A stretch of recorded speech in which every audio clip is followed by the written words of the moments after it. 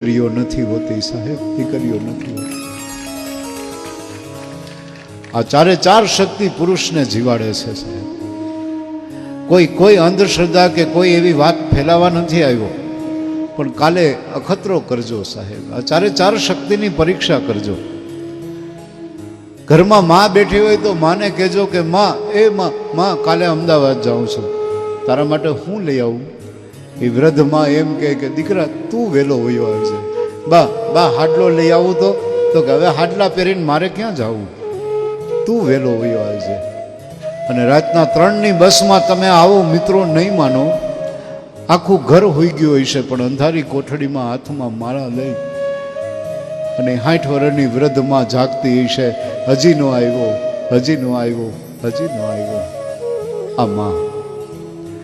તમે બેનને પૂછો કે બેન તારે શું જોઈએ છે, બેન એમ કે કાંઈ નહીં. પણ બહુ હઠાગ્રહ કરો કે નહીં બેન કાંઈક તો લે, કાંઈક તો લે, કાંઈક તો લે.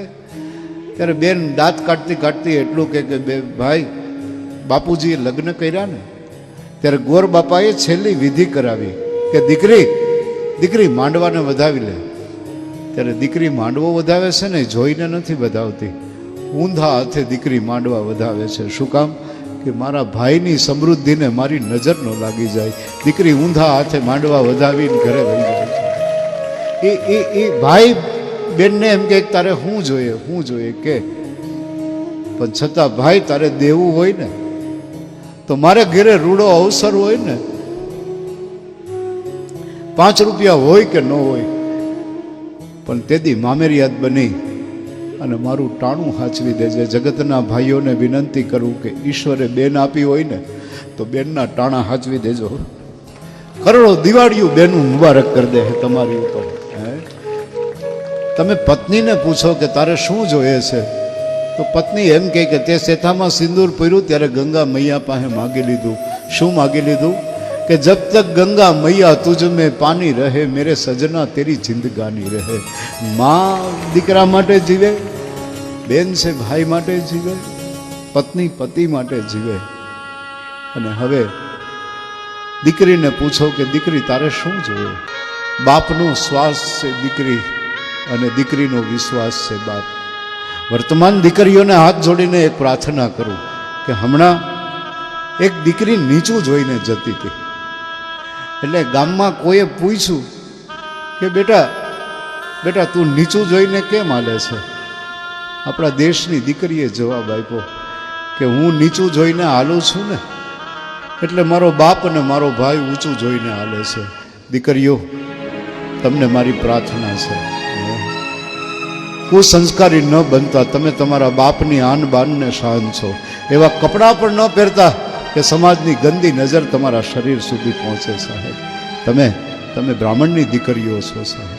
હાથ જોડીને પ્રાર્થના છે કે તમે તમારા બાપની આન બાન અને શાન, તમારો બાપ અને તમારો ભાઈ ઊંચું જોઈને હાલી શકવો જોઈએ. કારણ મારી દીકરી નીચું જોઈને હાલે છે. મને એક પ્રસંગ ગમે છે દેવીદાનભાઈ, હું દીકરીનો બાપ છું, મને ખબર છે કે દીકરી શું છે. એક ગામડામાંથી બીજા ગામડામાંથી જવા માટે એક પુલ હતો. એ પુલ ઉપરથી બાપ અને દીકરી પસાર થાય. પુલ ગમે ત્યારે તૂટે એટલે બાપે દીકરીને કીધું કે બેટા હાથ પકડી લેજે, પુલ તૂટે તો. ત્યારે આપણા દેશની દીકરીએ કીધું કે નહીં બાપુજી, તમે મારો હાથ પકડી લેજો. કે બેટા હું હાથ પકડું કે તું હાથ પકડ, ફેર શું પડે, વાત તો એકની એક છે. ત્યારે આપણા દેશની દીકરીએ બાપને ઘૂમરે નાખી દીધો કે બાપ વાત એકની એક નથી. કે કેમ? કે બાપુજી મેં હાથ પકડ્યો હશે ને પુલ તૂટશે ને તો તમારી આ લાટકી તમારો હાથ મૂકીને વહી જશે, પણ મારા બાપ તે મારો હાથ પકડ્યો હશે તો મને વિશ્વાસ છે કે પુલ તૂટશે ને તો એ તારા જીવમાં જીવ છે ત્યાં સુધી તું મારો હાથ નહીં મૂક, એની મને ખાતરી છે. માટે મારા બાપ તું મારો હાથ પકડી લે. આમ તો નથી લખાણું કે દીકરી મારી લાડકવાઈ છે, લક્ષ્મીનો અવતાર. એ સુવે તો રાત પડે અને જાગે તો પડે સવાર.